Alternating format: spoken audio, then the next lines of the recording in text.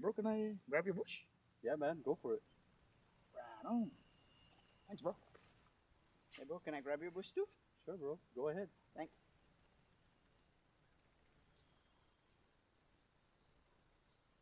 Now I can grab my own bush. Saipan, it's time to grab your bush. Pick up a 12-pack of ice-cold bush, and you're in for more than just a refreshing beer. Every 12-pack gives you a chance to win exclusive bush gear and more. So don't wait. Swing by your favorite store, grab your bush, and join the fun. Because here in Saipan, the best moments are even better with Bush. Grab your bush today.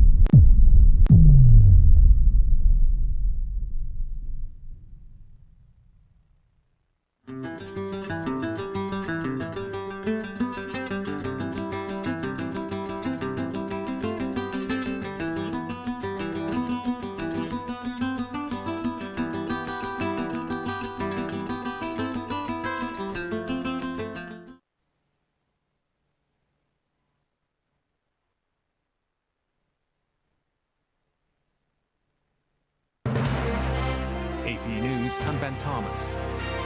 Chicago and the state of Illinois have filed suit to stop the Trump administration from sending hundreds of National Guard troops to the city. There is no invasion here. There is no insurrection here. Illinois Governor J.B. Pritzker. Donald Trump is using our service members as political props and as pawns in his illegal effort to militarize our nation's cities. But White House Press Secretary Caroline Leavitt says it's a shame that we see in some cities across the country that their mayors are just simply refusing to cooperate because they don't like Donald Trump. And that's what this boils down to. And I don't think any American would disagree that Chicago needs more law enforcement reinforcements, that they need more resources. Sunday, a federal judge ruled the president could not send troops to Oregon, hours after the state's governor said more than 100 California National Guard members arrived Saturday, with more headed to Portland.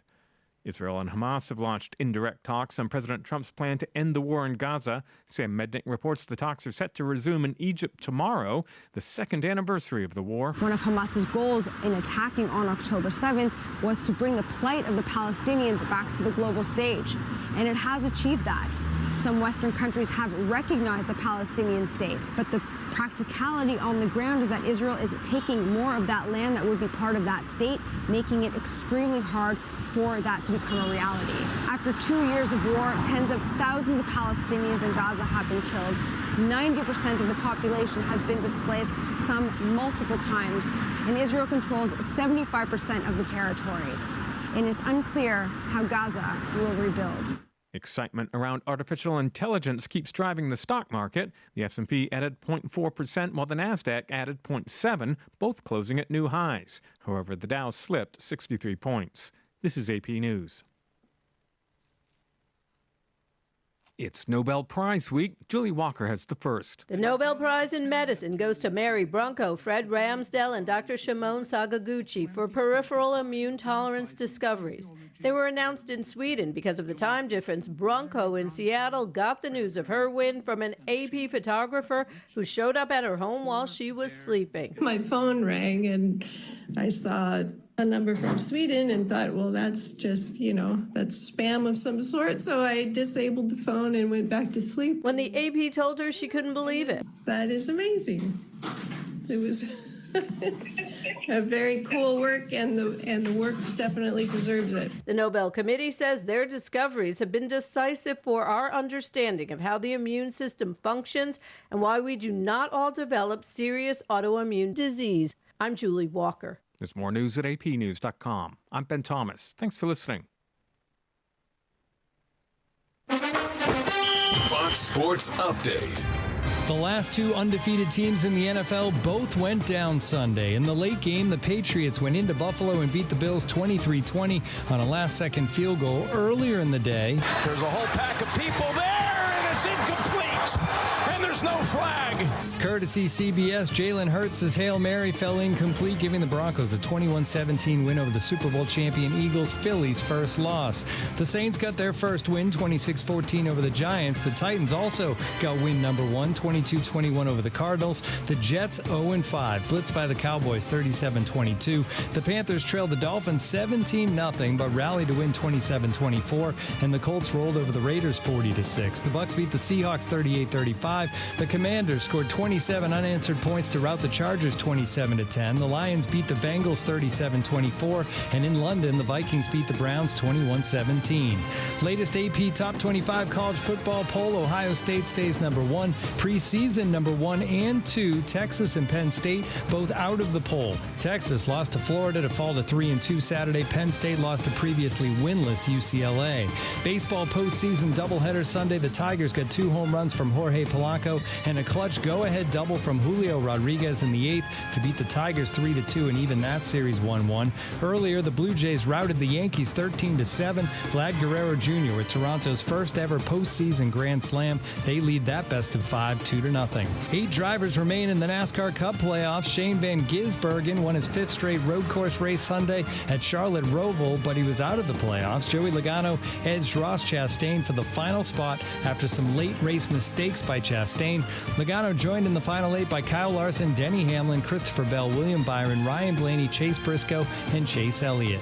And Las Vegas leads the WNBA Finals 2-0 in their attempt to win their 3rd title in 4 years. The Aces beat Phoenix 91-78. For more scores, stories, and features, go to foxsports.com. I'm Tim McMaster. Get more on the Fox Sports app and foxsports.com. It's Will Kane Country. Watch it live at noon Eastern, Monday through Thursday at foxnews.com or on the Fox News YouTube channel. And don't miss the show. Listen and follow the podcast 5 days a week at foxnewspodcasts.com or wherever you download your favorite podcasts. If you see something, say something.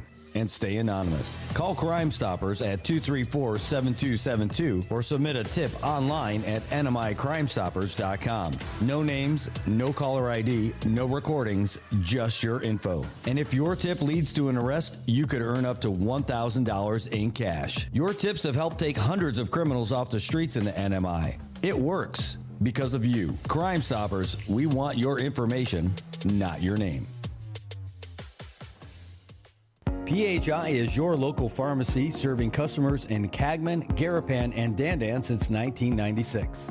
Shop PHI Pharmacy for all your prescriptions, and we even offer a large line of multivitamin supplements. Our Dandan location is open weekdays from 8 to 6 and 8 to 4 on weekends. Or visit our Garapan and Cagman locations weekdays from 8 to 6 and 8 to 1 on Saturdays.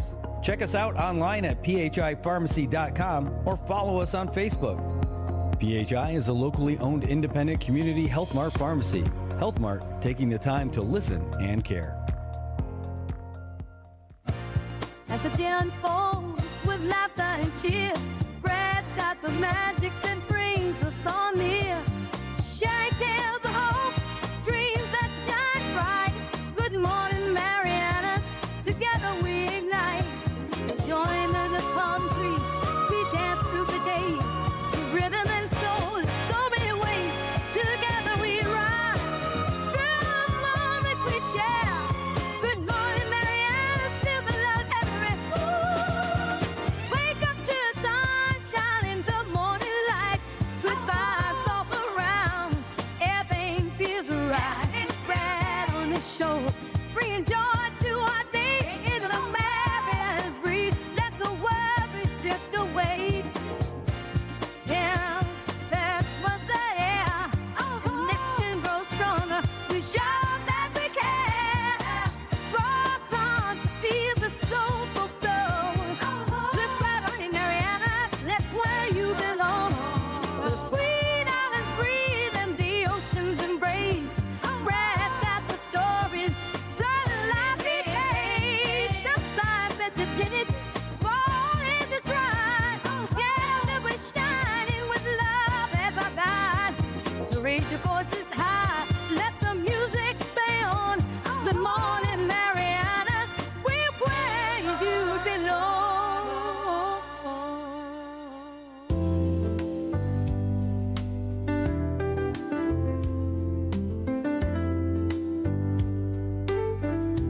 Good morning, Marianas.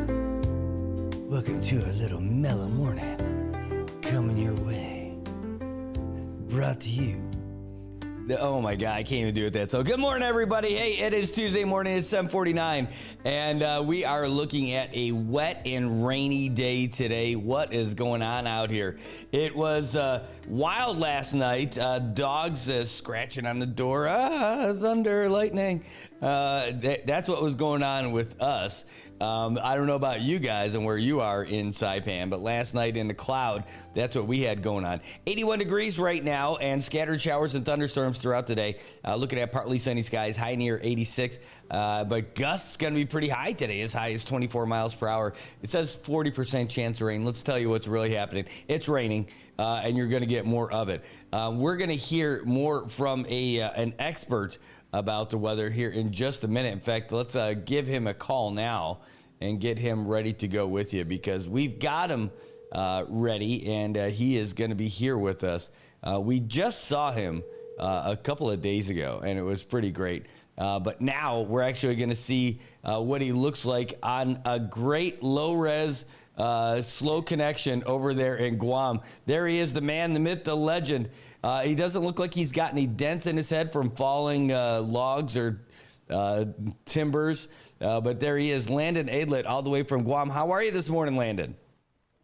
I am doing well. Let me try to turn off my Wi-Fi and get off of this office setting. It was good. Now you're a little sideways. This is cool. This is what live morning shows are all about. Hey, there we go. Look at, there he is. Look at that guy right there. Oh my gosh. What a morning. And I left my tripod, I think, at the shopping center. I think it's still somewhere over there in the chaos. So I'm using a makeshift gimbal that halfway works. Hey, I know we're going to talk about weather and everything, but I want to say congratulations on one heck of a feat. The link over there at the Agenia Shopping Center looks amazing. Yeah, that was, I'm really impressed that it came together, and it's still standing. I was so nervous about that with all the variations and everything going on with that, but so far it is still holding steady. It's going to be at the shopping center all week. You know, I didn't think about it till just now. Well, first of all, there's two links there. One of them was made out of cans, but really it was supported by a bunch of little sausage links for such a long time. Like, I don't know why, as someone who appreciates puns as much as I do, I can't believe I didn't even think about that one. Yeah, I never saw such a thing, and it was really impressive. And Costulas came over here and they built the same thing, but theirs was made of Spam.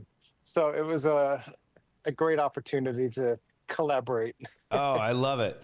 Well, Now, I remember you were trying to reach your goal of around 25,000 cans. How did you guys do? Man, we fell short just by about 1,000 as of Sunday evening. But I woke up at 4 a.m. Monday. I had a message from Anderson Elementary School, the principal, and she told me that they had 944 cans that they wanted to drop off. So that brings us right smack up to 25,000. And then we also have several other drop sites around Guam that need to return their canned good collections as well. So we're going to be soaring past 25,000. So I am thrilled that we met that mark. That's a huge goal. That is outstanding. And, you know, we got to speak with Lori a bit while we were over there when the microphone was actually on and everything. You know, no mistakes on that one.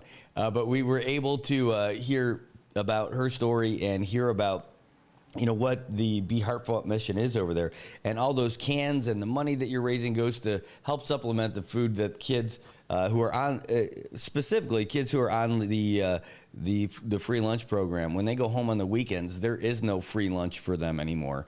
So yep. The folks from Be Heartfelt working with the schools and the counselors, they put a little package in their backpacks to get them food that'll carry them through the weekend until they get back to the lunch program again on Mondays. It's a wonderful thing, man. You guys are doing some great work over there.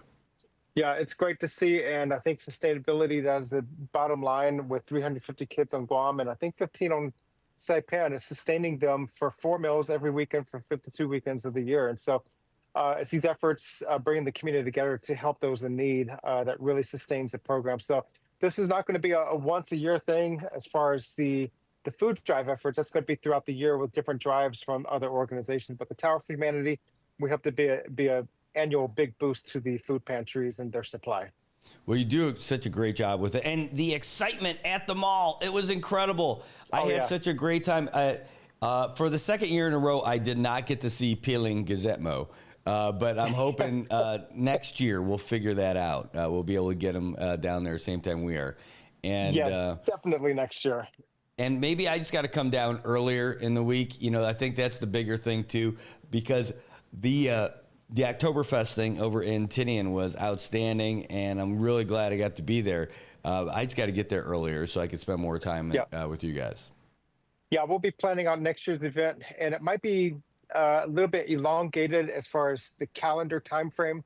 I want to juggle September 11th and some possibilities of coordinating with that, but then also putting the food drive efforts early into mid-October, a little bit later than this year. So we're going to be working out with some schematics with the time frame for next year, but definitely we have a project coming up next year. That's great. Really awesome. So let's talk some weather, man. So last night, weatherman, I was here pretty late working on some stuff on our website and all that. And when I started to leave, it was raining, and not kind of. We got some pretty good wind mixed in with that too. Yep, and that's our Invest in 95W tropical disturbance that was starting to take shape on Sunday. I got a couple calls from people when JTWC opened up their initial sub-low rating on an Invest 95W near Winochuk. So there was a little bit of angst and anticipation and fear and speculation of a typhoon coming to the Mariana Islands on Tuesday. And fortunately, that's not the case. I mean, Mawar did start in Chuk State, but this is not the same environment as Mawar was in its formative stage. And so as I'm pulling the data, it looks like there's a low-level circulation starting to be right about here. I was looking early this morning, like it was somewhere just due east of Guam, pushing through the Rota Channel, but it looks like we're starting to see some tight banding of those showers just to the northwest of Guam. So I think this is probably the low-level circulation center of what is now 95W. That was upgraded to a medium for development overnight, which means that development into a tropical depression is likely, but beyond 24 hours from now. So we are not going to be dealing with the tropical depression pushing through the Mariana Islands. We are not looking at a tropical storm. We're not looking at a typhoon, but this is a disturbance pushing through along with the fanfare of showers, locally heavy rainfall potential, and gusty winds. And those strongest gusty winds, I'm going to turn to my other computer. Ignore this little thing right there. That's my gimbal, and it's just trying to make an appearance. But looking at the satellite loop, this is Guam here. Tinian and Saipan and Rhoda, that center of circulation is somewhere right about here, but the strongest winds are up on the east and northeast sides. That's where we've been seeing it going right up into Tinian and Saipan overnight, those strongest winds right up on the northeast and northwest side. This is all moving generally northwestward, but we're going to see those showers and thunderstorms starting to fill in again later throughout the day. So we're seeing wind gusts up to 30 miles per hour at the Saipan airport, about 25 miles per hour at the Guam airport. But otherwise, when it's not a heavy shower pushing over, those winds will subside. So we're going to see the ambient winds persist across Tinian Saipan on the northern periphery of this system. We have a small craft advisory now in effect for the Tinian and Saipan coastal waters, and that'll continue throughout the day today.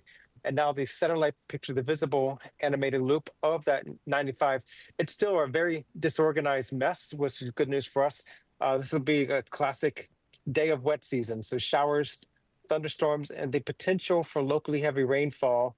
That remains to be seen if you're going to have any urban street flooding.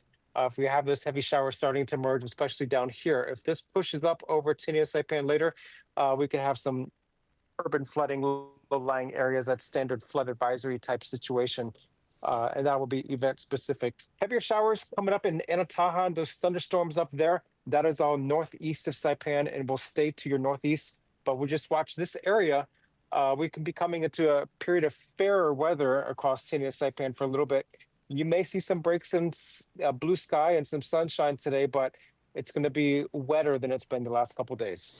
I like that phrase you used, a very disorganized mess. That could be our slogan for NMI News Service. I love the idea, and it was great. And but yeah, so basically we're going to have a little bit of wind and rain for the next couple of days, a little bit more than normal. Correct.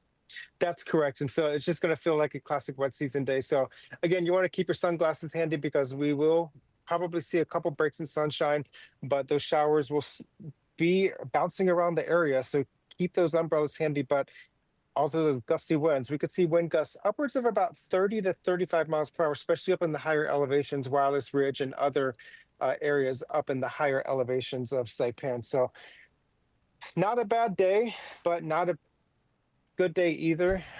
Play it safe. Maybe stay out of the water. It's definitely going to be chilly out there with the breeze and the showers and also the higher winds over the waters. Tobot just weighed in. He's like, dang it, I was supposed to do my yard, man. And I'll tell you what, Tobot, this is the best time to do your yard because the grass is going to get blown away to someone else. What is that? What are we looking at? That is now upgraded Typhoon Halong. That is the other bit of weather action in the region. So Saipan and Tinian are way down here, but this is Typhoon Halong up near Iwo Jima, Iwo To Islands. That's going to be tracking, turning northward now, and then it's going to turn off to the northeast and stay in the open waters. But if you're going to be flying into Narita, Tokyo area in the coming days, do keep apprised of weather conditions. This is not expected to be an impact to Tokyo, but there is a lot of weather. This frontal boundary will kind of serve as the shield to Japan, keeping it out over the open waters. But if you're going to be flying through all of this stuff up there, yeah, it might be a little bit of a bumpy ride as you fly in and out of Japan. Well, thank goodness we don't have tourists anymore because they don't have to worry about that crazy weather. We do hope that we do get tourists, but yeah. Not a whole lot going through there. Last night we got a lot of lightning and thunder as well. The dogs scratching on the door saying, help me, help me. That's part of last night's stuff. And I see all those flashes over there. Those are lightning strikes, I take it?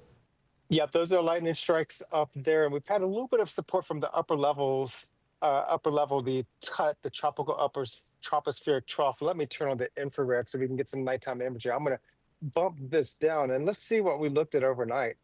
This is, all that thunder and lightning we had passed through overnight. Quite a bit of action across Guam. We had some heavy showers around midnight. I got a lot of messages coming through. Also a burst of lightning several times overnight near Saipan and Tinian. So that's the beauty of these tropical disturbances, especially when they're paired with an upper level trough. They can result in some pretty good lightning shows and a bit of thunder. Yeah, and as far as clouds went, we're on the road up to Tapachao, and we were in that cloud last night, at least one of them. Yep. As it was going through. But that's incredible conditions, nice and chilly up there. It was nice, breezy, chilly, and and just a little. It was definitely raining for sure. Yeah. Hey, by the way, Tobot just asked. He's like, "Hey, how's the weather in Molesso?" Molesso, it's not looking so bad, but we're going to be watching for this line of showers starting to take shape. And this is the nature of the game when we have these disturbances. It might be fair weather for a bit, and then all of a sudden, within a short period of time, you get some very heavy stuff start taking shape. And so we're going to be watching this as it comes up into Guam. If this holds together, it comes over the island, we could see some flooding conditions, flood advisory, urban street flooding. And this is just a very heavy showers and the soaking rains. And so this is why we're going to be on alert throughout the next 18 to 24 hours for all of the Mariana Islands. If it's fair weather in your area now, it could change in short time with these disturbances. So we're going to be watching this, and this is going to be the nature of the game throughout the day for Guam and the CNMI as this disturbance pushes through. Again, it looks like this 95W has probably got a low-level circulation center right in this area, northwest of Guam. Even though it's closer to Guam, doesn't mean that we're going to have the strongest winds over Guam. We're looking at this storm symmetry, this disturbance, that the strongest winds are all on the east side and the northeast, pushing over Tinian and Saipan, where you have that small craft advisory. So not a bad event, but something to be aware of as we ride through the day. Wow, outstanding. Well, I know you've got a busy day today and a busy morning ahead. You always provide us with all the latest that's happening with the weather. But again, congratulations on just an outstanding achievement of bringing in over 25,000 cans of food between your collection centers and folks who are making it in. And you're doing it when a lot of folks have that federal shutdown over there as well. Like, you are just getting it done. And you're a great staple for your community over there. You're just a great dude, man. So just keep on going. Yeah. Keep on going. Hey, hey, by the way, you were saying that this is the last weekend, I think, for the tower to stand, right? Yeah, we're looking at taking it down on Saturday. There's an event going on at the Ganya Shopping Center sometime in November, and they request the full shopping center court. And so I'm trying to negotiate if we can pull in the perimeter nice and tight, if that would be feasible. Mm-hmm. If that's allowed, then we'll keep it up through Thanksgiving, maybe longer. But if they do need the full center court space, then we'll take it down this weekend before I head off island for home for 4 weeks.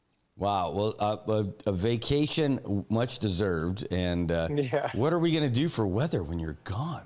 Like, I don't know. I don't know, but I have an idea. This has never failed me. So we make the best decisions. That is awesome. It is a source of information and haircut inspiration all in one. Well done. Hey, thanks again for being with us all the time and for keeping us updated. Good luck with this weekend, and good luck with your trip as well. And send all our best to the rest of the team over there at the National Weather Service. Will do, and see y'all next week probably. Yes, that's what we're looking for. All right, well, take care, Landon. Thanks so much. Thank you. There we go. And that's why it's been so stormy over here, because Landon made it happen. But he's going to make it all nice and stuff again before he goes on vacation. We'll see him again next week. But, folks, that is Landon Aylett, our meteorologist from the National Weather Service, who keeps us up to date with everything that's happening in our region. Well, we try to keep you up to date with everything that's happening with our local headlines, and we're going to do more of that when we come back.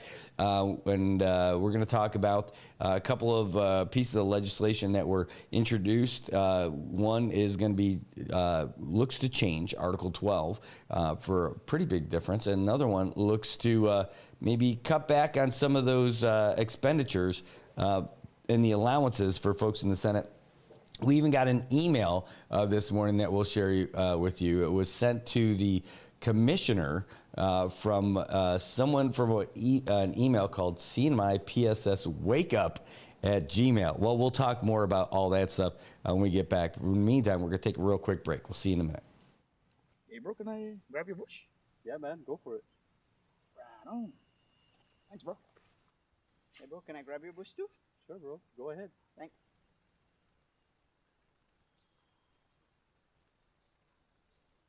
Now I can grab my own bush. Saipan, it's time to grab your bush. Pick up a 12-pack of ice-cold Busch, and you're in for more than just a refreshing beer. Every 12-pack gives you a chance to win exclusive Busch gear and more. So don't wait. Swing by your favorite store, grab your Busch, and join the fun. Because here in Saipan, the best moments are even better with Busch. Grab your Busch today.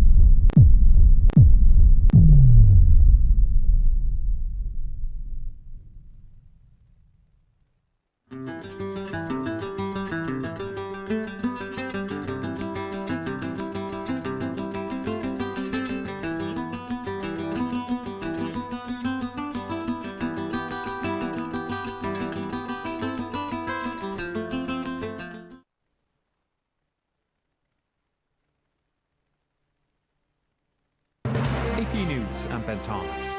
Illinois and Chicago have filed a lawsuit aiming to stop President Trump from sending hundreds of National Guard troops to the city. Chicago Mayor Brandon Johnson says he's signing an order limiting how immigration agents can operate in the city. The order establishes ICE-free zones. That means that city property and unwilling private businesses will no longer serve as staging grounds for these raids. The development follows a federal judge's ruling blocking the deployment of the National Guard to Portland, Oregon. President Trump was asked about his options. We have an Insurrection Act for a reason.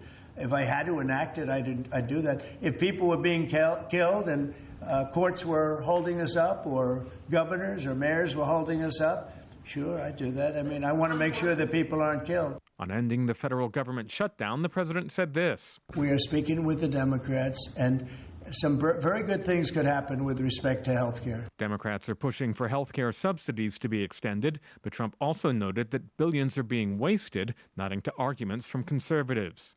Israel and Hamas have launched indirect talks on President Trump's plan to end the war in Gaza. Sam Mednick reports they're set to resume in Egypt tomorrow. Hamas has been weakened, but it's not defeated, and there are still hostages that remain there. Hamas has said that it is willing to release the hostages, but it hasn't addressed the issue of disarmament, something that Israel has demanded. Hamas still has influence in dwindled areas of Gaza that are flattened and largely depopulated. And while Israel has had victories, it has come at a huge cost. The country is largely isolated on the global stage more than it's been in recent years. Rights groups and experts have accused it of committing genocide, something that Israel largely rejects. The Supreme Court's rejected an appeal from Ghislaine Maxwell, the imprisoned ex-girlfriend of Jeffrey Epstein. She's serving a 20-year prison sentence. This is AP News. Seth Sutel now with the AP Markets Report. Stocks edged up to more records on Wall Street as excitement about artificial intelligence continues to drive the market. The S&P 500 added 0.4% to its latest record Monday. The Dow Jones Industrial Average fell 63 points. It's about 0.1%. The Nasdaq Composite climbed 0.7%. Advanced Micro Devices led the gains. AMD announced a deal where OpenAI will use the company's chips to help power AI infrastructure. AMD soared 23.7%. That was its best day in 9 years. Comerica jumped 13.7%. Rival regional bank Fifth Third agreed to buy Comerica in a deal worth $10.9 billion.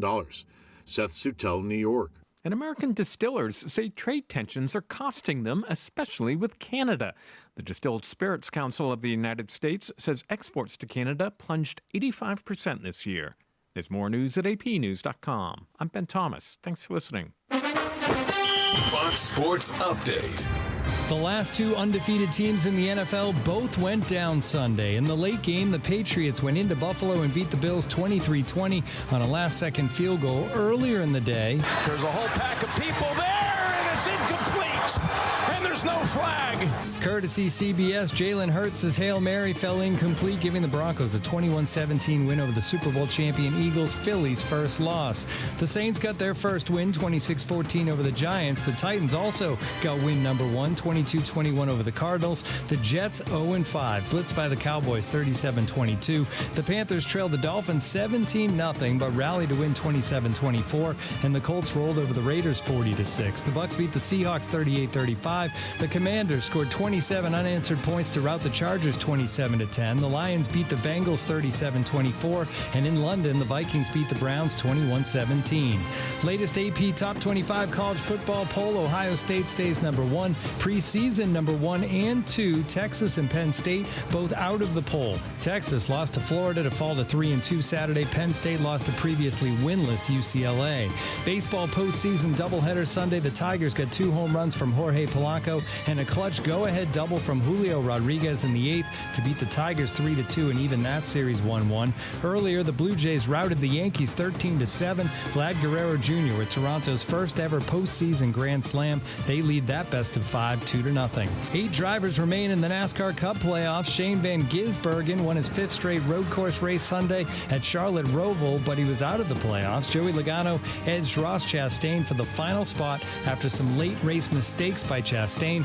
Logano joined in the final 8 by Kyle Larson, Denny Hamlin, Christopher Bell, William Byron, Ryan Blaney, Chase Briscoe, and Chase Elliott. And Las Vegas leads the WNBA Finals 2-0 in their attempt to win their 3rd title in 4 years. The Aces beat Phoenix 91-78. For more scores, stories, and features, go to foxsports.com. I'm Tim McMaster. Get more on the Fox Sports app and foxsports.com. It's Will Kane Country. Watch it live at noon Eastern Monday through Thursday at foxnews.com or on the Fox News YouTube channel. And don't miss the show. Listen and follow the podcast 5 days a week at foxnewspodcasts.com or wherever you download your favorite podcasts. If you see something, say something. And stay anonymous. Call Crime Stoppers at 234-7272 or submit a tip online at nmicrimestoppers.com. No names, no caller ID, no recordings, just your info. And if your tip leads to an arrest, you could earn up to $1,000 in cash. Your tips have helped take hundreds of criminals off the streets in the NMI. It works because of you. Crime Stoppers, we want your information, not your name. PHI is your local pharmacy serving customers in Cagman, Garapan, and Dandan since 1996. Shop PHI Pharmacy for all your prescriptions, and we even offer a large line of multivitamin supplements. Our Dandan location is open weekdays from 8 to 6 and 8 to 4 on weekends. Or visit our Garapan and Cagman locations weekdays from 8 to 6 and 8 to 1 on Saturdays. Check us out online at phipharmacy.com or follow us on Facebook. PHI is a locally owned independent community Health Mart pharmacy. Health Mart, taking the time to listen and care.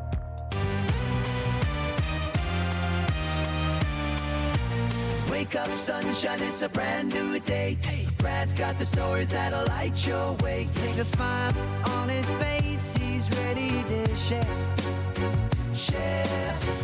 Good morning, Marianas. Feel the love in the air, air. Good morning, Marianas. Come join the fun. Together we'll shine like the morning sun. With the waves crashing in, hear the oceans call. Rap brings the news that connects us all. From the islands to the world, goes the kind of wish. Good morning, Marianas, the best time of year. Good morning, Marianas. Let's start the day. With laughter and stories, come what may.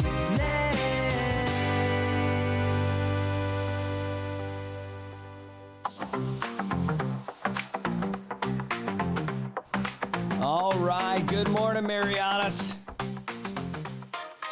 We are back. It is 8:17 in the morning on Tuesday, October 7th, and we are having a great one. Had a great weather update from our man, the myth, the legend, Landon Aidlet, letting us know what's going on with everything in the world of weather. Man, because that was wild last night, the amount of storm and action going on, and it was something fierce. It was rainy, it was windy, it was lightning-y. Is that a word, lightning-y? It's okay if it's not. We're able to make up our own words here at the NMI News Service. That's what you get.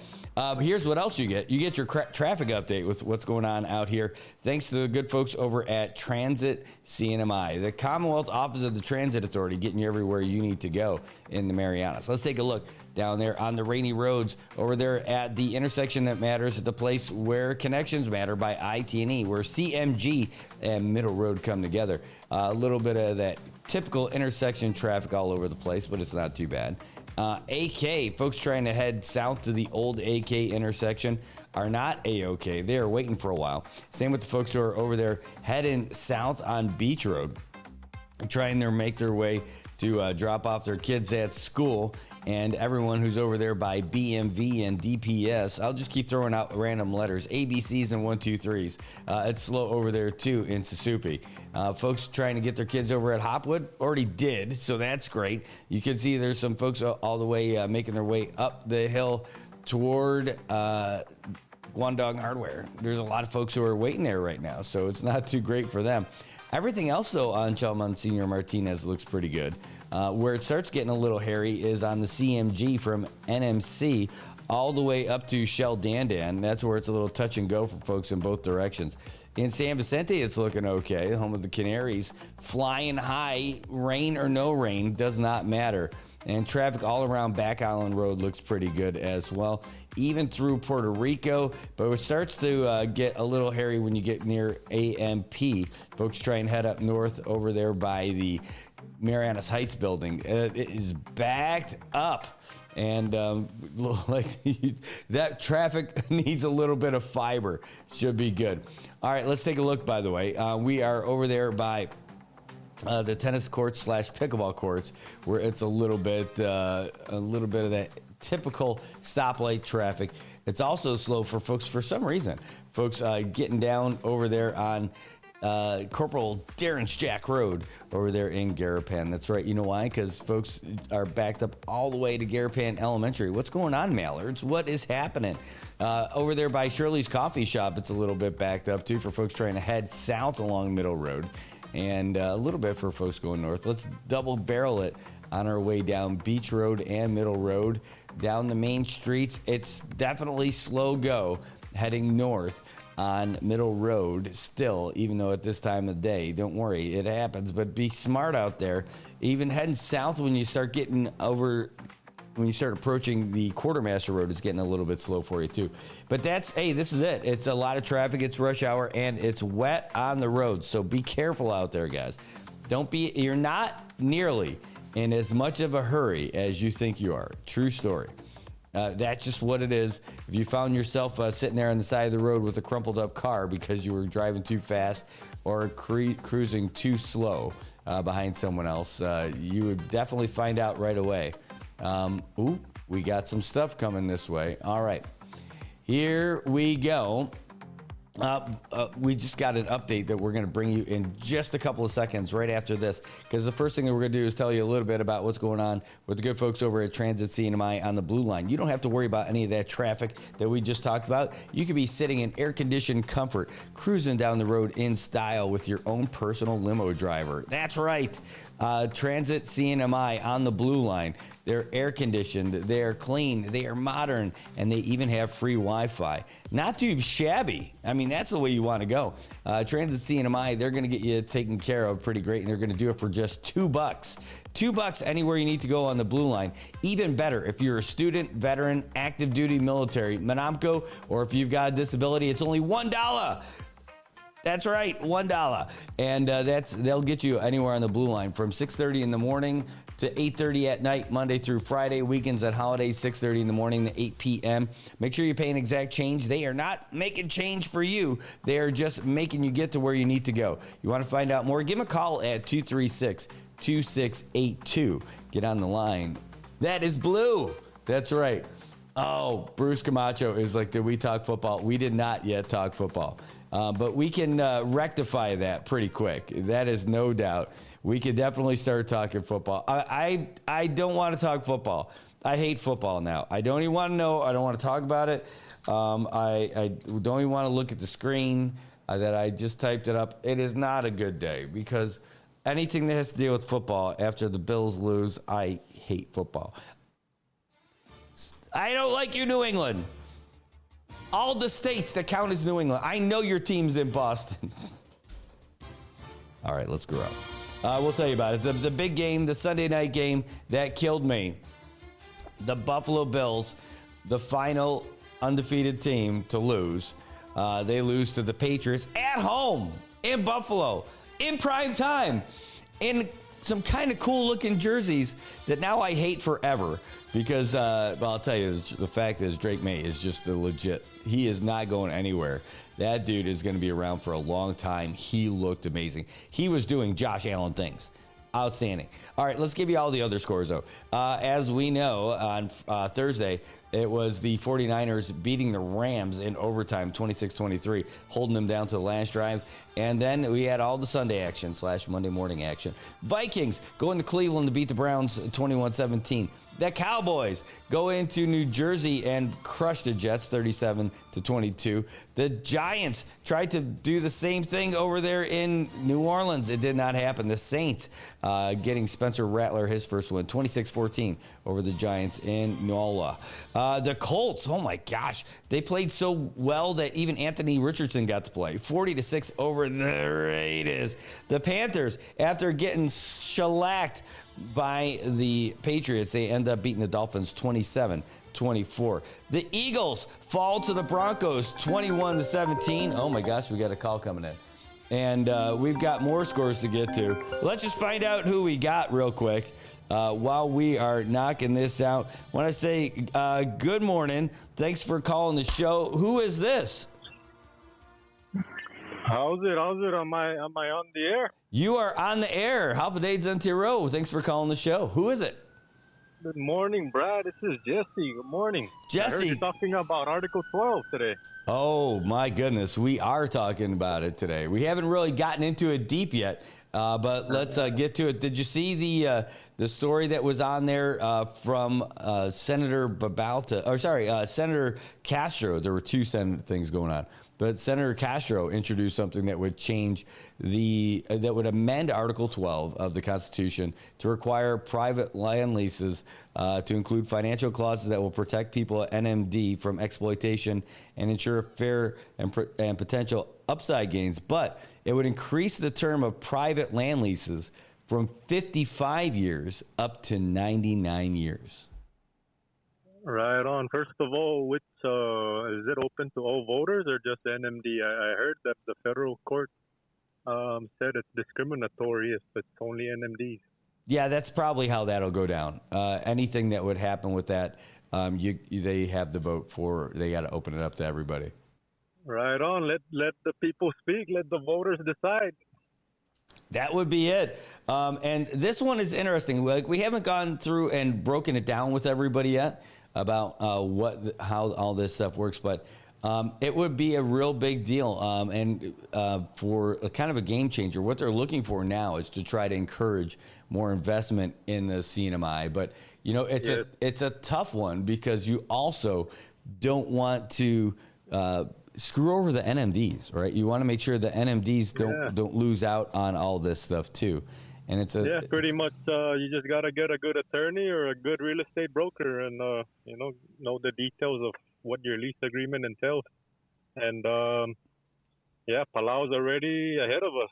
Palau went ahead and did this, and they experienced an increase in investors. That's got to be great. I mean, Palau, you know what's great about Palau? I mean, there's a lot of great things about Palau, but I've seen them be like ahead on a lot of different things and making waves out in the Pacific. And I love it. I mean, I don't know. I'm not completely familiar with what the system is that's different over there, but they've got it, man. They are definitely ahead. Yeah. I loved when they changed. They were we modeled part of our change to Article 12 based on them when we did it, where it's just where we went from that 25% to where all you have to do is be able to trace your lineage. Yeah, man, it's 2025. Not everybody's 25%. We got we're a melting pot here in Micronesia, and you got to embrace the change or else get left behind, right? Yeah, that's 100% right. And even though if this thing passes, landowners don't have to lease it off for 99 years. It's up to the landowners individually. Yeah, I agree. It's the same thing. I'm kind of. You would think that some Holly dude from the mainland who's been here for a while would probably be down with not having Article 12. I like the protections that Article 12 does have for folks out here, because I think that if we didn't have it right in the last boom, then I think the CNMI would look a little bit different here, right? I mean, if right. anybody could have it, we'd have a lot of people who are who don't have it. A lot of Totoville would be like Tiananmenville or something. We'd have different places all over, and I think we would probably be hurting a little bit. I don't know. What do you think about Article 12 overall? I really think it's up to the landowners to decide. It's an individual decision, but anything, we have a big exodus of people who have been here for many years, born and raised, but since they cannot purchase a home, they rather go move to the States where they can purchase a home and own a home. But, at least 99 years, that will probably give them more reasons to stay behind. We need the population for our businesses to survive. Yeah, you're right. So I'm torn on this because I've got some really good friends who are from here, and they want to see Article 12 change because they feel like you said, it should be up to the property owners to make those decisions. One of the folks who I'm close with was telling me, hey, thing is hey, I've got land that I want to sell. Why can't? What do you think? I'm not smart enough to deal with it on my own and all that. Right. And I understand that. I completely understand it. The thing that weighs on me, it's a whole lot of what ifs. The big what if to me is, what if our real estate goes crazy? Everybody's selling and having a great thing. It's awesome, right? Look at Guam right now. The prices there are ridiculous for houses. It's almost $500,000 for average cost of a house, while Saipan is less than half. Could you imagine though if the average cost of a house here was like $400,000 or $500,000? How many local folks could do it? And I count myself in that, right? Even right now, it's like 200,000. Yeah. Not much people are able to afford because the interest rates are killer. The interest rates are tough. The construction is tough and everything. And again, this is my fear about loosening up on Article 12. I'm not against anything. I don't have a dog in this fight, if you will, because it's not like I have land that I could sell. And if I don't have land that I could sell in case I got into a bad spot where I needed some money, and then there's only a limited number of people that are allowed to buy it from me, right? So I don't have that going on, but I think about what happens when all that stuff does get sold. And what I end up thinking is that, I just think of us like Hawaii. Could you imagine, like, if we do have like a super nice area that's all developed and everything, but nobody can afford to live there? Like, we don't have a $1 million average for a house in Hawaii. Yeah, what do you think would happen to the people of the CNMI if that ended up happening? Like, where would we be? Like, would everybody be rolling down Garapan with a wheelbarrow full of cash, or or how would we do it? Yeah, it's really a matter of educating or keeping the landowners informed, and they got to think long term and short term. So I have my thought is that if we end up loosening up Article 12, and it seems like a slippery slope of my little scenario here, and hear me out just for a second before you think it's terrible.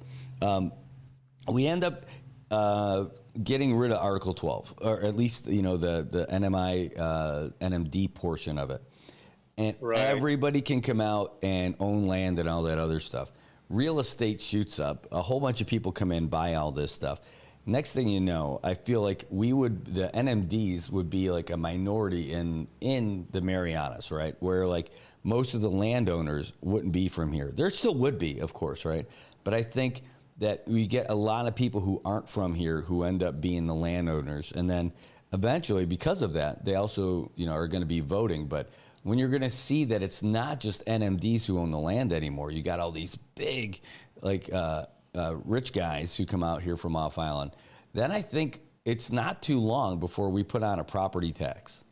And because we're not going to be taxing NMDs anymore, we're going to be taxing NMDs and all these other deep pocket folks as a way to get some more money. And then again, so we get a property tax out of this whole thing. And then or they can exempt. I saw somebody post on Speak Up CNMI where a lot of people agreed with property tax as long as NMDs were exempted. That would be interesting, but like the thing is that how can you have property tax if you don't own the property? You know what I mean? Like if NMDs right now, NMDs are the only ones who get it. Yeah, that's only. I think that poll mentioned that. If Article 12 was abolished, that people would prefer that non-NMDs would be the ones to pay the property tax. Oh, yeah, if Article 12 went away, yeah. So right now, I guess just dealing with the 99 years, we don't even know if that's going to be on the ballot, sure, right? Oh, this just got introduced. I mean, there's nothing. Still has to pass the committee and all that? It has to get through a committee. It's got to get to... then the body as a whole, and then it's got to get to the House. There's all kinds of things to get it onto the ballot. It's not impossible. It can definitely happen. And the way things are going right now, maybe. But if they do that, that might be the win, is the property tax for non-NMDs. Or, that would be pretty good. Yeah, man, as long as you see all these abandoned buildings around, this is not the Saipan that we grew up with. We had Ann in our comments a couple of weeks ago talk about how she had family visiting, and they were going around and just showing them all the businesses that closed. Like, it's sad. It really is pretty sad.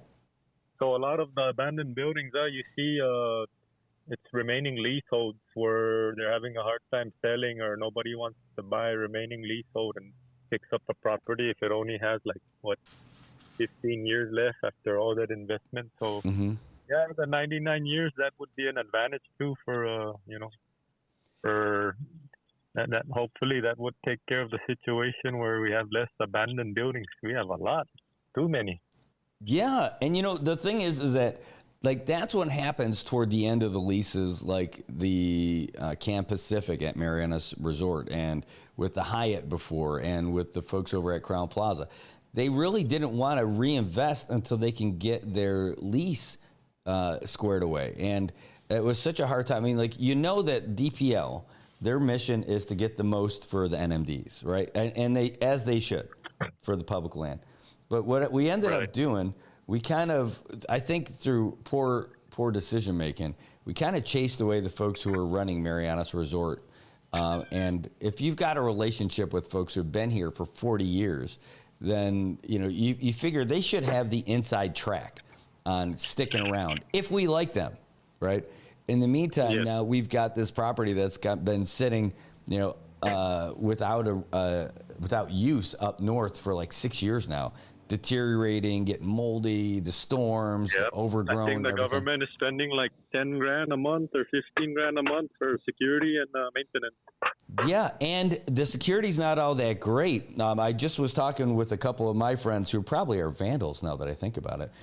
They might not be good friends. No, they were not the ones who did this, but they were out there and they hiked up the beach to go take a look at that spa that used to be back there, that Mandy Asian spa at Marianas Resort. Oh. And they said, it's all graffiti, the windows are all broken and everything like that. And that was a beautiful place, right? Yeah, and now we got Canoa Resort too. That's in the same boat. Yeah. What's crazy is DPL.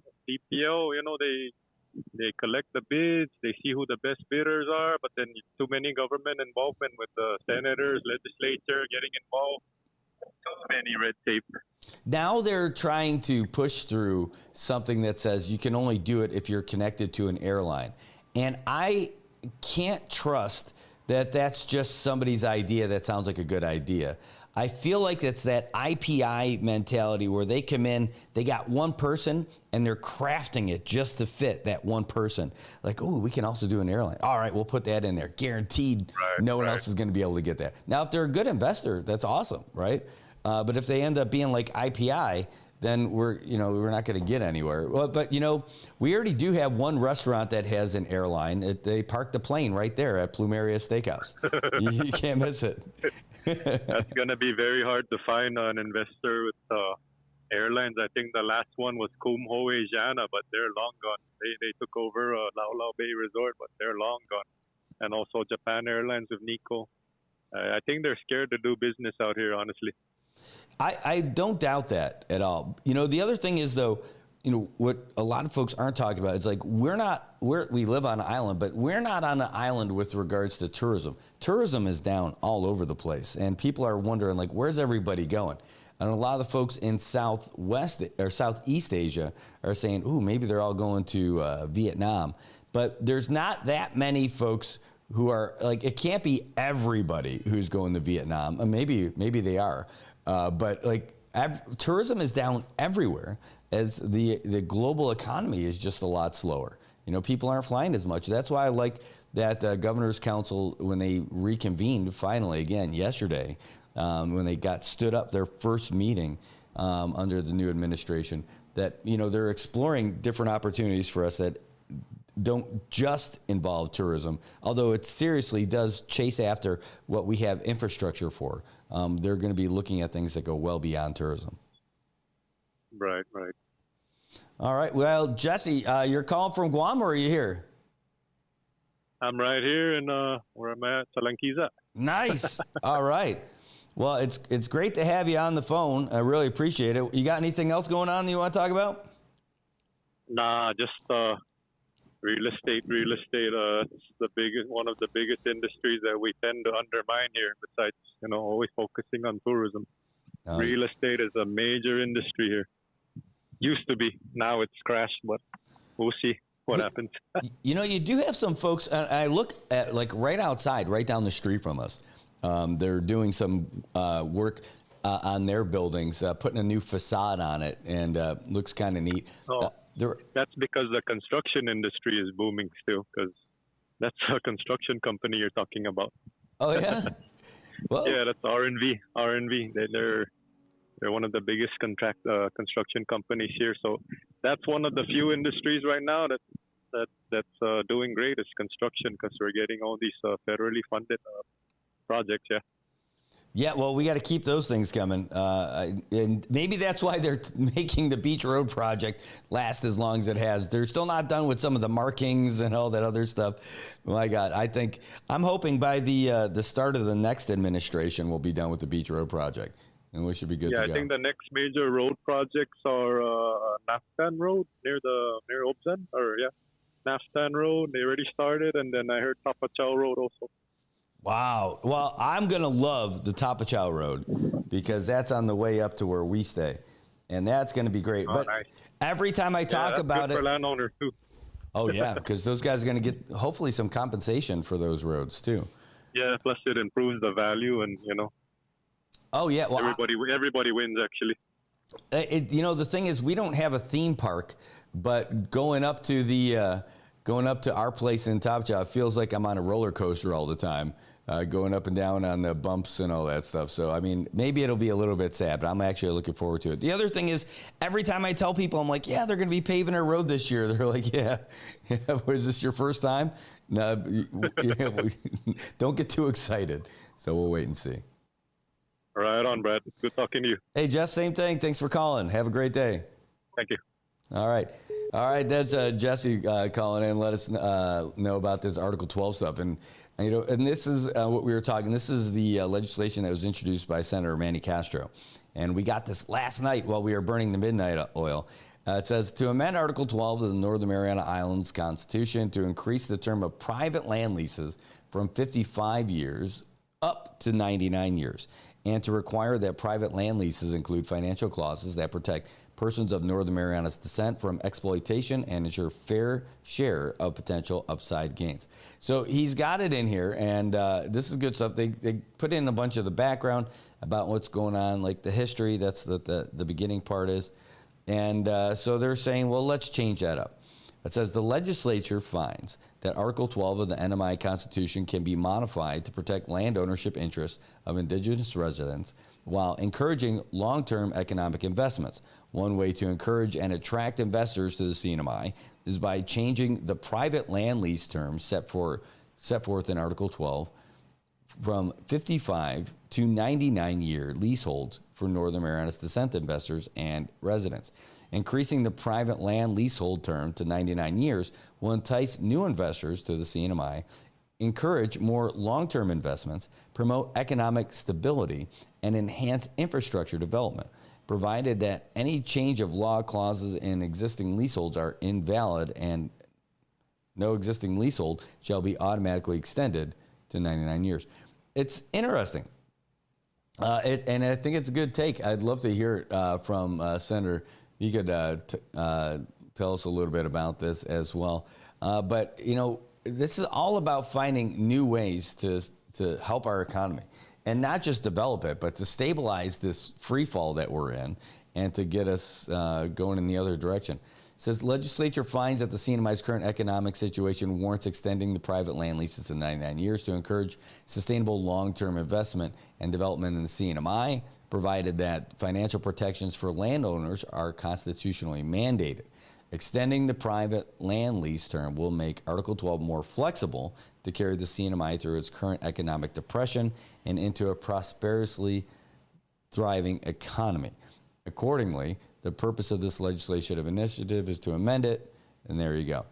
And that's it. The proposed amendment is right there. And that's, you can see the cross out right there. That's the change from 55 to 93. And here's what they're adding. Leasehold interest. It says a leasehold interest in real property used in Section 1 may be acquired for a maximum term of 99 years, inclusive of any extensions or renewals. All lease agreements involving real property owned by persons of NMD shall include financial clause that meet the following criteria. 1, a provision for the payment of a fixed annual rent to the landowner, ensuring a predictable, stable income. So basically, you can't just roll in with that wheelbarrow full of cash and say, here you go, see you in 100 years. Number 2, a provision for the landowner to receive a percentage of the gross revenues or net profits generated from use, development, or commercialization of the land, ensuring participation in the financial success of the project. So maybe that might actually make the first deal lower if they're going to do it based on giving them a percentage of what they make off the land. Number 3, the financial terms shall be fair, transparent, and enforceable, designed to protect landowners from economic exploitation while allowing for reasonable investor returns. Now, I wonder on that one, who oversees that? Who makes that determination? Because it wouldn't be DPL. So somebody could say, hey, that's not fair. They should get more. You know, like I don't know how that would work. Someone's got to oversee that. But I like the thought of it. Number 4, the financial clauses must be subject to review, here we go, and renegotiation at intervals not exceeding 20 years to account for economic changes and land use development. Boy, that's interesting. This is a private land deal. Why would you want to renegotiate a deal 20 years later? Because it says the financial clauses must be subject to review and renegotiation at intervals not exceeding 20 years to account for economic changes and land use development. What if it goes down? What if the value goes down? Do you think that the landowner is going to want to take less? I would say no. And 5, all lease agreements shall be filed with the appropriate Commonwealth agency and made accessible for review to ensure compliance and transparency.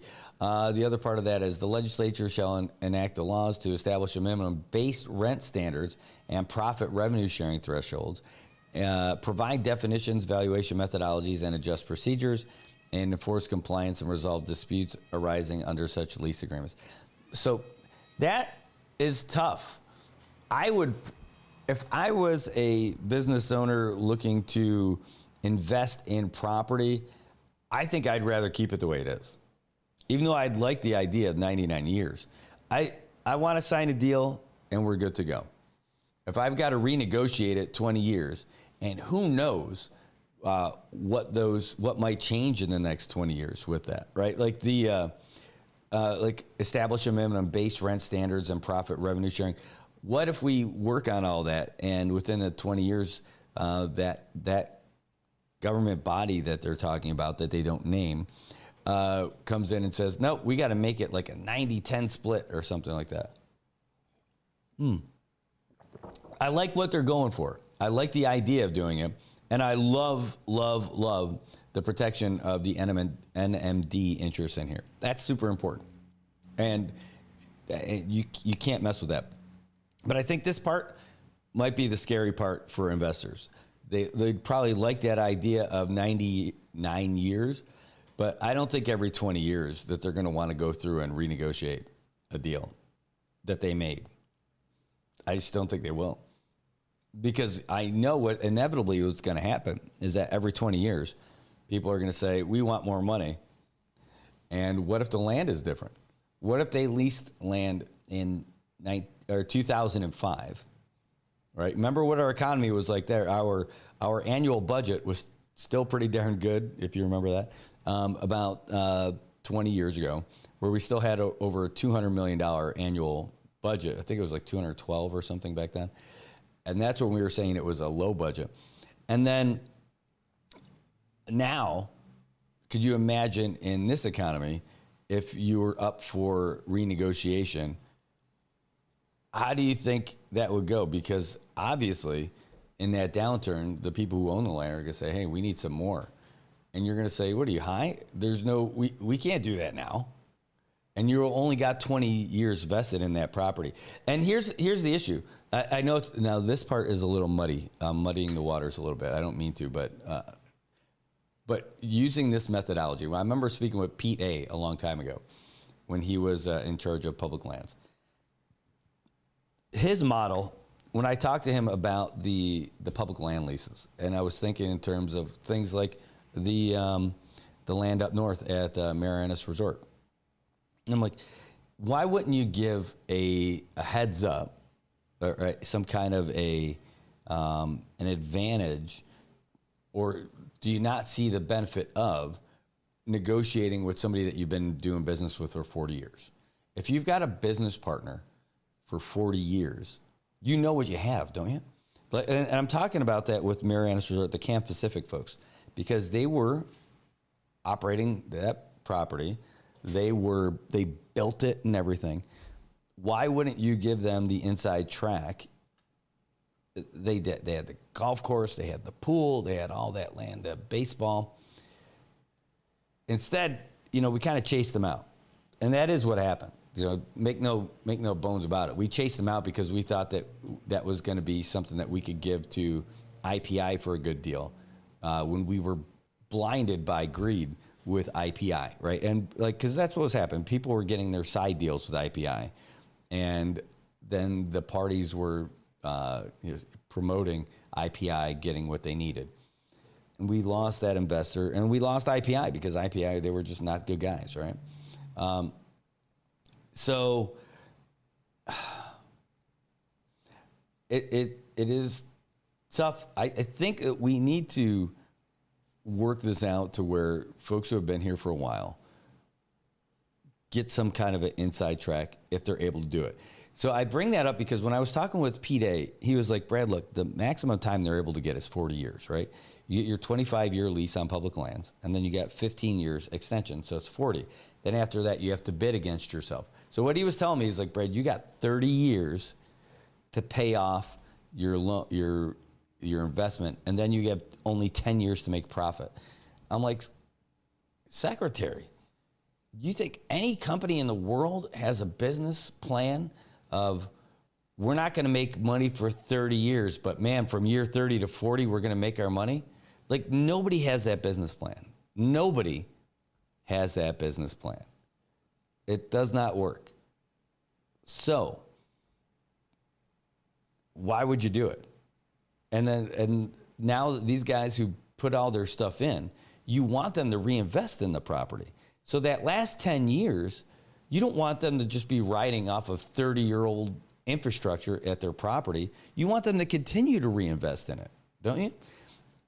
Like maybe we do that 25 years, and when you get up to that 15-year extension, which you can do, give it to them, and then when you're 5 years out, or 10, what do you want to do, 10 years out? If you're 10 years into it, maybe this is it, because you got to provide a little bit of a carrot, right? So if you give them that 15-year extension, when you're 10 years out, you should be able to negotiate another 5 years. So you're always trying to be about 15 years out. And the conditions of that, you're not waiting till the last minute, but that's because most of these big companies can stomach a nice infrastructure or a reinvestment in their property if they know they're going to have it for another 15 years. So just keep doing it. Make it a perpetual thing where you could perpetually extend that term. And that way, if you're slacking with your reinvestments in that property, then you're good to go. Now, I muddied the waters in the conversation because I talked about public lands. Right? So it's not the same thing. And I'm probably going to confuse myself out of that too, right? But I mean, that may be it. To have something where you can have it as a perpetual thing as long as you're on the right track. And that would give these properties, when they get to that 10-year mark, a real good idea of how they're viewed in the community as far as upholding their end of the bargain. You know, you're taking the temperature of the legislators and the administration at that point, and you're 10 years out. So you know, yeah, this is going to work out for us, or I guess this is it, guys. They're not loving us. Or we got to get our stuff together, or we're going to be out of here in 10 years. Yeah, that's got to be it for public lands. For private, that's why I think that's, like, some of these things I think work for public lands, but I don't think I'm a big fan of this latter parts here for private lands. Again, renegotiating, it doesn't really say who is the arbiter in this kind of thing to make those decisions. They're going to have somebody in some government agency making a decision about somebody's private land and all that. I understand that it's to take care of the NMDs and all that stuff, and that's the most important part, right? I mean, you're talking about making sure that these islands stay like our islands. But man, that every 20-year negotiated, and you can file grievances. All this stuff I think is tough. If you're going to do a fixed annual rent to the landowner, I think that's great, so that they have a predictable and stable income. That is outstanding, right? So you don't have people who are like spend all their money in 10 years and then they're poor for 80 or 90, right? And then the provision for the landowner to receive a percentage of the gross revenues or profits. That's great too if you work that into the deal.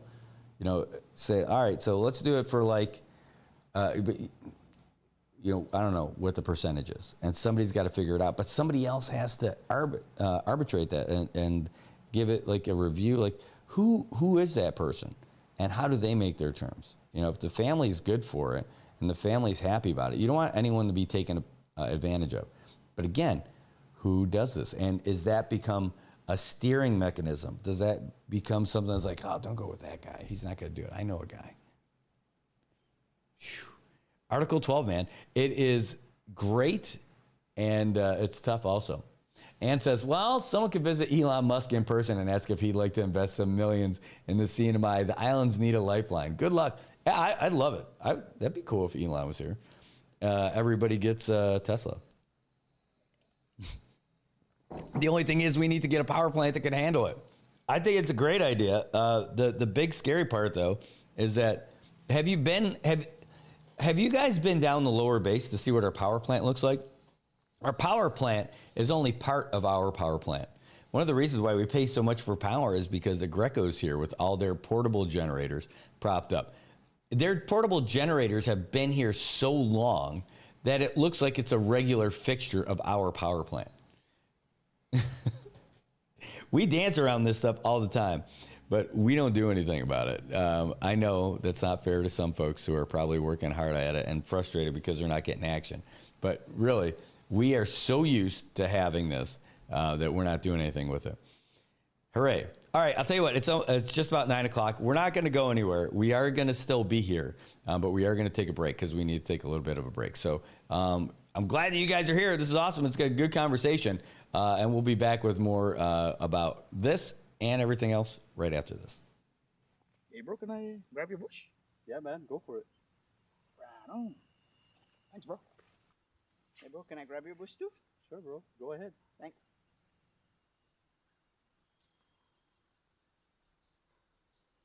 Now I can grab my own bush. Saipan, it's time to grab your bush. Pick up a 12-pack of ice-cold Bush, and you're in for more than just a refreshing beer. Every 12-pack gives you a chance to win exclusive Bush gear and more. So don't wait. Swing by your favorite store, grab your Bush, and join the fun. Because here in Saipan, the best moments are even better with Bush. Grab your Bush today.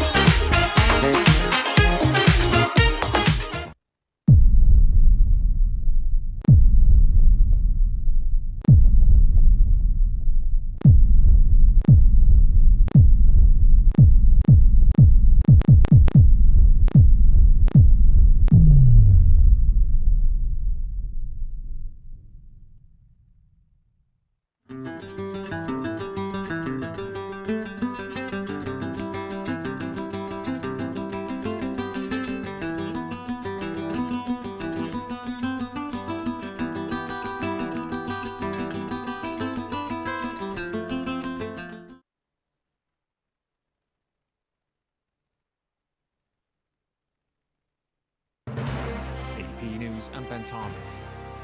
Illinois and Chicago have filed suit to stop President Trump from sending National Guard troops. He says he doesn't understand. I listened to the governor and the mayor get up and say how they have it under control. They don't. It's probably worse than almost any city in the world. You could go to Afghanistan. You can go to a lot of different places, and they probably marvel at how much crime we have. Haya Panjwani reports that follows a federal judge's ruling blocking the administration from sending troops to Oregon. California and Oregon looked for a temporary restraining order after the president sent Guard members from California to Oregon earlier Sunday. Protesters confronted law enforcement officers near the ICE facility on Sunday night.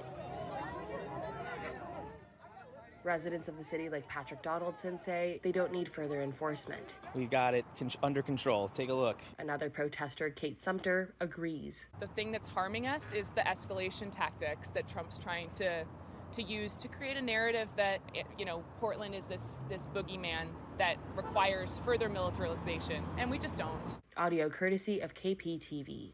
I'm Haya Panjwani. On the government shutdown, President Trump says he'd be open to striking a deal on an extension of health care subsidies that Democrats have been pushing for. But House Minority Leader Hakeem Jeffries says neither Leader Schumer or myself have heard a word from the administration about resolving this issue, making clear to us that the White House wanted to shut the government down, to continue the chaos that they've been inflicting on the American people since day one of this presidency. French President Emmanuel Macron facing a crisis after another prime minister resigned, the fourth in just over a year. The political turmoil is affecting investor confidence in efforts to address France's deficit. And Israel and Hamas to continue indirect talks tomorrow in Egypt on President Trump's plan for ending the war in Gaza. This is AP News. Take a look at the sky tonight. It's the first supermoon of the year. It happens when a full moon is closer to the Earth in its orbit. That makes the moon look up to 14% bigger and 30% brighter than the faintest moon of the year, according to NASA. Derek Pitts is chief astronomer at the Franklin Institute. Everyone will be able to experience this supermoon event, as long as the sky is clear. He says the term supermoon actually emerged in the late 70s. As it turns out, our culture these days really loves superlatives. So the superlative of super attached to this event that happens almost all the time. Or at least 2 more times this year. The closest supermoon is slated for November, followed by another in December. I'm Julie Walker. There are more stories at apnews.com. I'm Ben Thomas. Thanks for listening. Fox Sports Update. 8 teams remain in the Major League Baseball playoffs as the best-of-5 division series round got underway on Saturday. And if Game 1 was any hint, the National League series between the Philadelphia Phillies and LA Dodgers is going to be a good one. Philly jumped out to a 3-0 lead early, but the defending World Series champs got back within a run, and then on TBS had Teoscar Hernandez at the dish in the 7th with 2 men on. Got some barrel on that one. It's got some carry, and it is gone. Teoscar Hernandez. He has flipped the scoreboard. And that would end up being the game winner. LA takes the opener 5-3. In the other National League series, we had a pair of Central Division rivals. The Milwaukee Brewers, who had the best regular season record in all of baseball, hosting the Chicago Cubs. And while Michael Busch got the Cubbies on the board first, leading off the game with a homer, Milwaukee wasted no time in answering. Shuria laces this one into left field, and the hit parade continues. 2 more come home. 6-1 Milwaukee. On TBS, the Brewers played 6 in the first and then 3 more in the second as they take Game 1 9-3. Meanwhile, the American League Division Series is being televised on the Fox family of networks, and it was the opener between the Toronto Blue Jays and New York Yankees, who finished the regular season with identical records at the top of the AL East Division, with the Blue Jays owning the tiebreaker. They also had the head-to-head edge, winning 6 of the 7 meetings in Toronto, and even though this game was close for a while, you wouldn't know it from the final score. Lucas swings last one to the right field corner. It's down. It bounces to the wall. This place explodes. On Fox, the Blue Jays with 4 runs in both the 7th and 8th innings as they cruise to a 10-1 win, the franchise's first postseason win since 2016. You can listen to and follow the Fox Sports Podcast at foxsports.com or wherever you get your podcasts. I'm Greg Thompson. Get more on the Fox Sports app and foxsports.com. It's Will Kane Country. Watch it live at noon Eastern Monday through Thursday at foxnews.com or on the Fox News YouTube channel. And don't miss the show. Listen and follow the podcast 5 days a week at foxnewspodcasts.com or wherever you download your favorite podcasts. If you see something, say something. And stay anonymous. Call Crime Stoppers at 234-7272 or submit a tip online at nmicrimestoppers.com. No names, no caller ID, no recordings, just your info. And if your tip leads to an arrest, you could earn up to $1,000 in cash. Your tips have helped take hundreds of criminals off the streets in the NMI. It works because of you. Crime Stoppers, we want your information, not your name. PHI is your local pharmacy serving customers in Cagman, Garapan, and Dandan since 1996. Shop PHI Pharmacy for all your prescriptions, and we even offer a large line of multivitamin supplements. Our Dandan location is open weekdays from 8 to 6 and 8 to 4 on weekends. Or visit our Garapan and Cagman locations weekdays from 8 to 6 and 8 to 1 on Saturdays. Check us out online at phipharmacy.com or follow us on Facebook. PHI is a locally owned independent community Health Mart pharmacy. Health Mart, taking the time to listen and care. On Thursday, August 7th.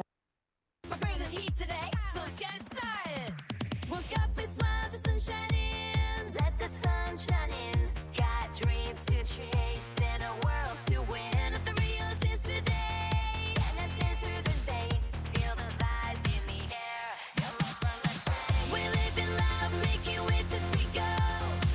With every heartbeat, it's an endless show. We're living bright, let the music ignite. Good morning, Marianas. Let's shine tonight. La la la la la. All right, good morning, Marianas. Good morning, and we are still going. It's 9:09 in the morning here on Tuesday a.m., and we're just showing this off a little bit. You guys can, you're not seeing double. Don't worry. Don't adjust your sets or your phone or whatever. You're looking at the show right now. You're seeing me on the left side. On the right is the view from our website. This is what you'd be looking at if you were checking us out online. This is nminewsservice.com. You can see where you got all your top stories are available to you, and you can go through there. And then our news clips and our video clips of the full press conferences and the clips of those things on there as well. You even can find our shows if you scroll through a little bit and see all the stories that are posted, all the videos that you find out there. So it's kind of cool. You don't have to have social media to be on social media anymore. You can comment on everything and check us out right there. So that's what we got going on. That's our website that we're so excited about, nminewsservice.com. Every time we go live, you can watch it. That's pretty neat. So, like, again, you don't have to have Facebook. You don't have to have Instagram. You don't have to have YouTube to be able to watch our show as it's on. So it's kind of neat. You could do that. So let folks know. If they're like, I want to watch it, but how do I watch it if I don't have this social media? Well, you don't have to. That's the good part about it. You could just watch it, nminewsservice.com, and it works on your phone. It's super friendly for media on your phone. You don't have to worry about, oh, it looks good on the computer, but on the phone, meh. Nope, it works great. So you can check that out. Anyway, we've got other stuff that we can talk about today. And one of the things is this email that we got today. We're not the only people who got this email. We're just blind copied on it. But somebody wrote a letter to the Commissioner of Public Schools. And they seem to have an idea of how they think things should go. And it's from someone whose email address is CNMI PSS Wake Up. And that's what it is. And it's on there. In fact, we can give you this one a little bit. Hold on one second. But it says, Holiday Commissioner of Education. Well, can I get that on the share screen just to show you the whole thing?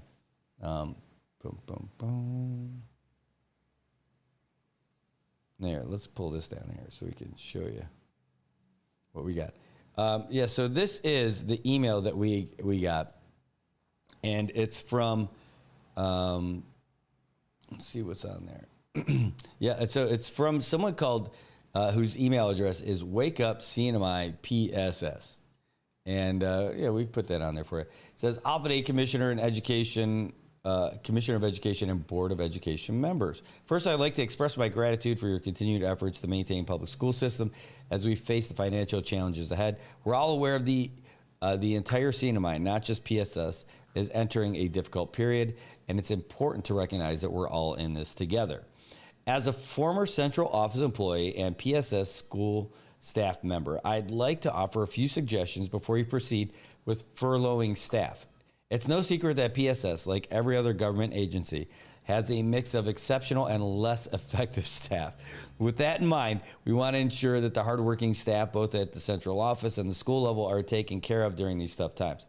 I've been following your town hall and board meetings, and I appreciate the transparency you provided regarding our situation. However, before furloughing staff who are crucial to our operations, I ask that you consider the following. 1, terminate the contract with your media consultant. Ooh, snap. It says, I understand that you have a company who is contracted to provide media services at your events. In today's digital age, this type of work can easily be handled by your internal media staff. The funds spent on this contract could be better allocated to retain current staff members who play a critical role in daily operations. Regardless of whether the funding is federal, it's essential to prioritize long-term staff over contractors, especially when you have the capacity to handle this work in-house.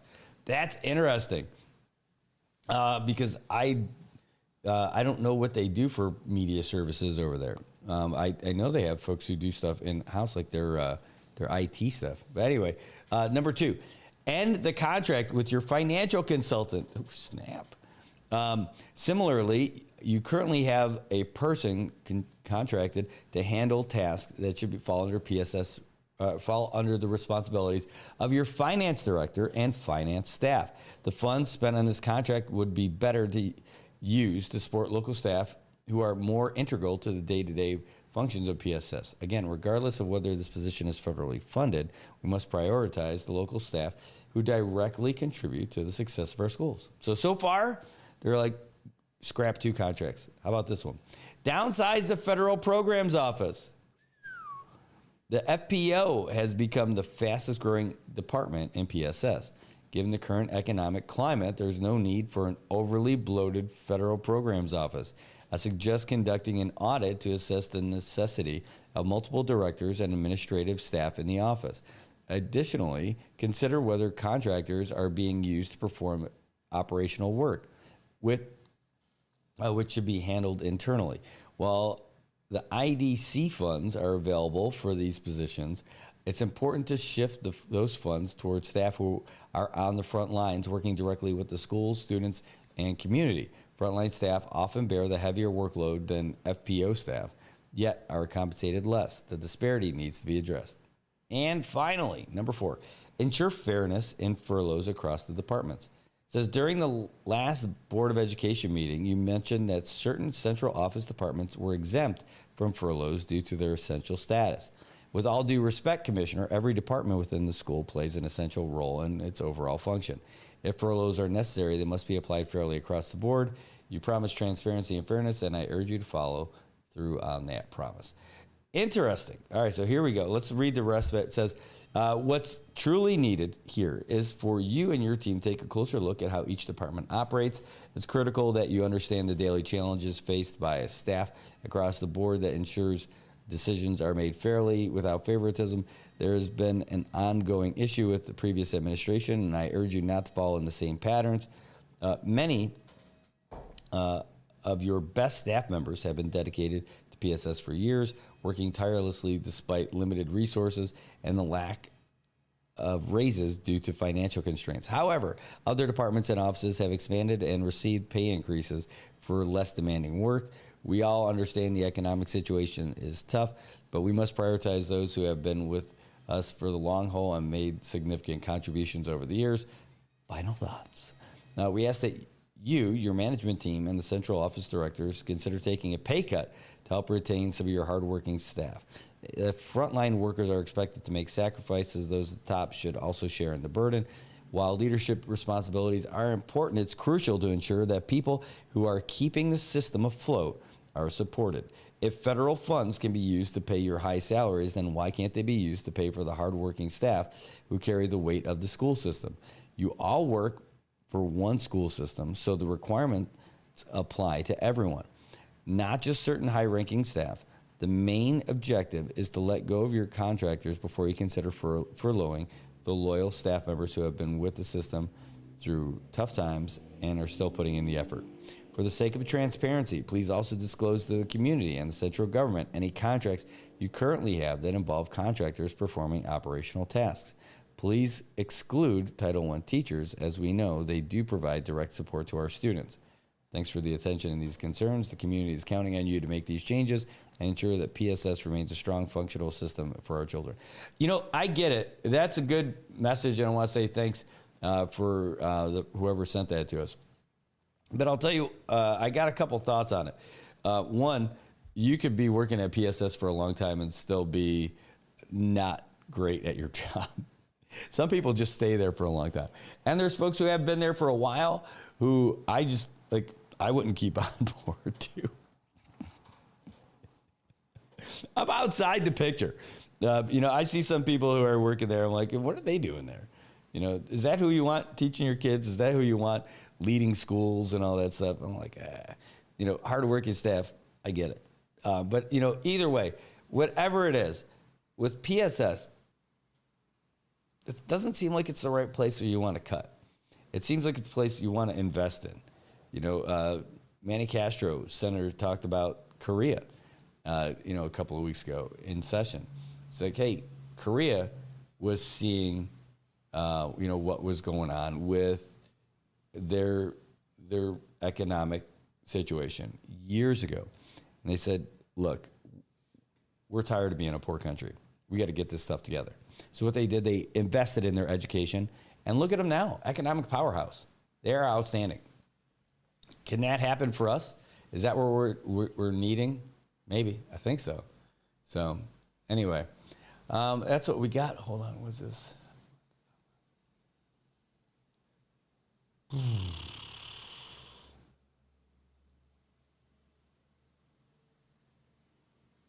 Okay, great.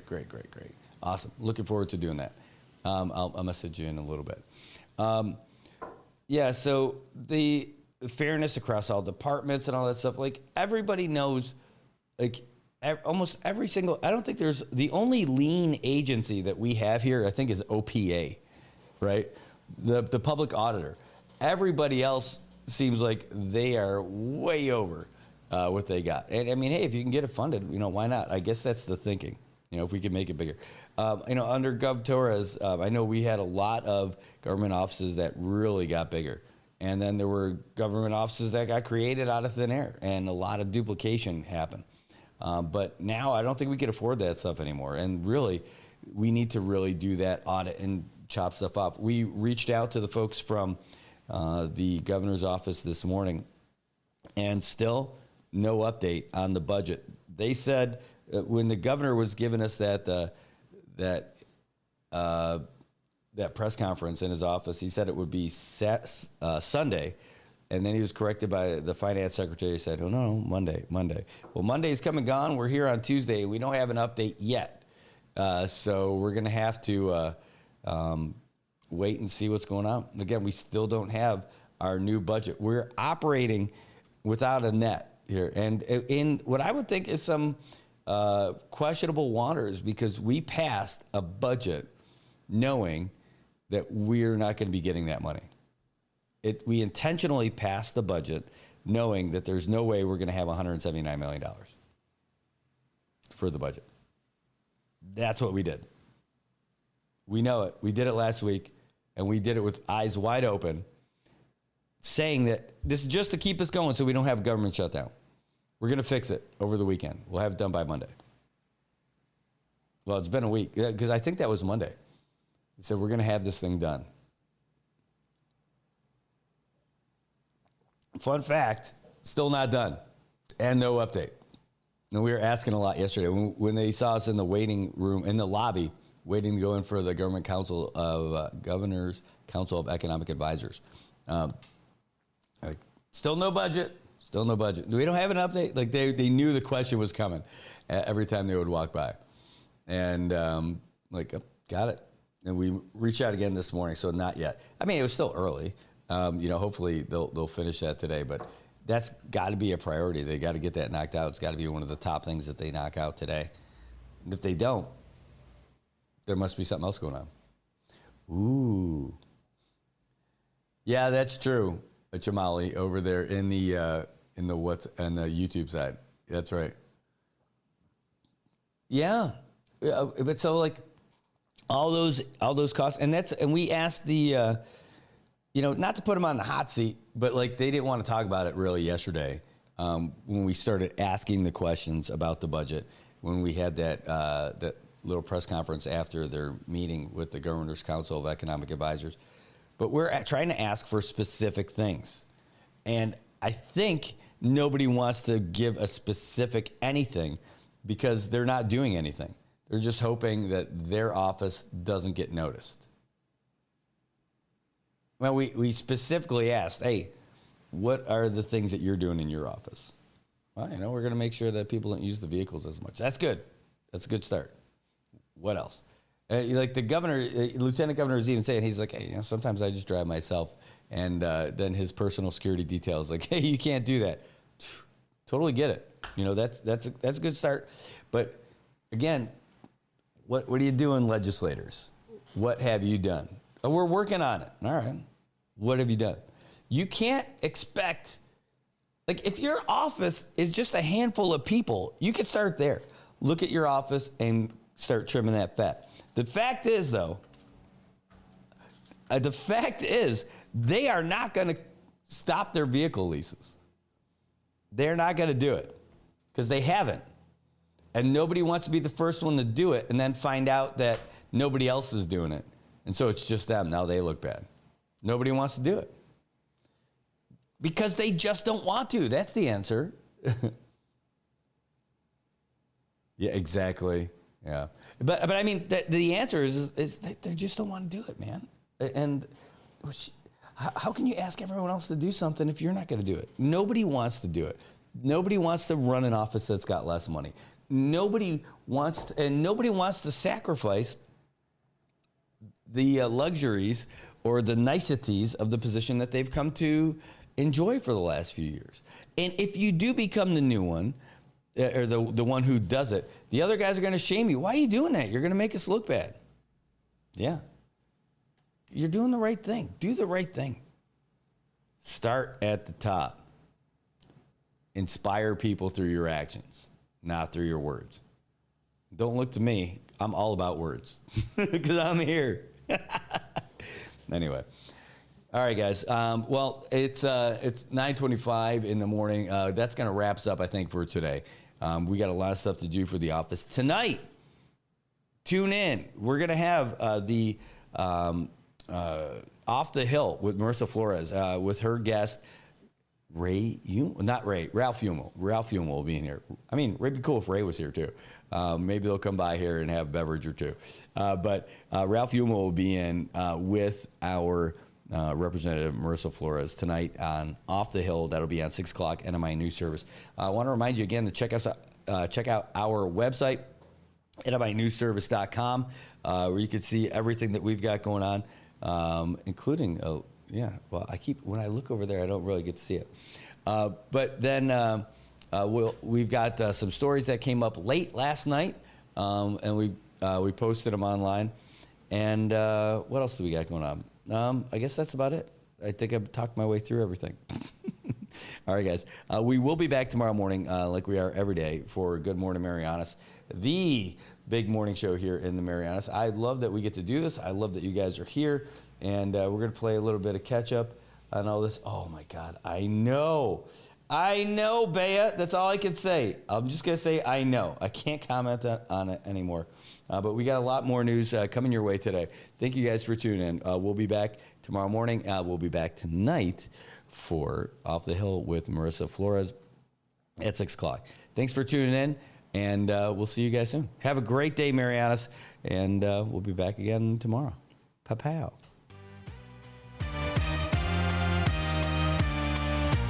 Wake up, sunshine, it's a brand new day.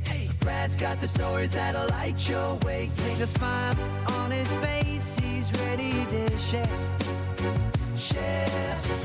Good morning, Marianas. Feel the love in the air.